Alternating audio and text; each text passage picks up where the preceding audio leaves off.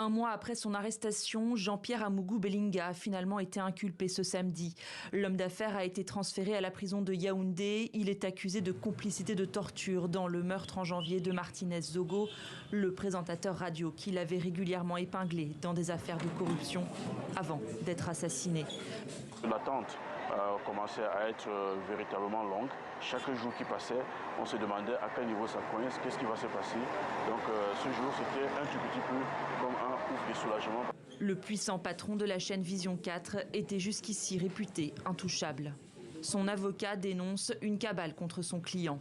Nous avons observé avec beaucoup de déception qu'une campagne internationale de presse savamment orchestrée, tendant non pas à rechercher les véritables coupables de cet horrible assassinat, mais tendant dès le début, même voire avant ce malheureux incident, à désigner notre client comme étant le commanditaire de ce crime.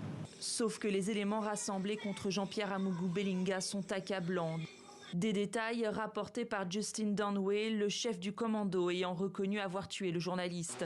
Selon ce récit dont RSF assure avoir une copie, le magnat des médias aurait asséné des coups à Martinez Zogo au sous-sol d'un immeuble en construction lui appartenant, avant de laisser Justin Dunway et ses hommes lui infliger jusqu'à la mort d'importants sévices. Selon RSF, Jean-Pierre Amougou Belinga aurait entre-temps appelé le garde des Sceaux, Laurent Esso, pour lui demander quel sort réservé aux présentateurs radio. Ce dernier lui aurait alors répondu de finir le travail.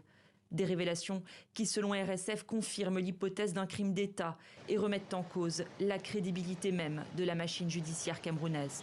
Le fait que certaines personnalités haut placées, notamment des ministres, soient mises en cause, a conduit le président de la République à délocaliser cette enquête et à la confier plutôt à la gendarmerie.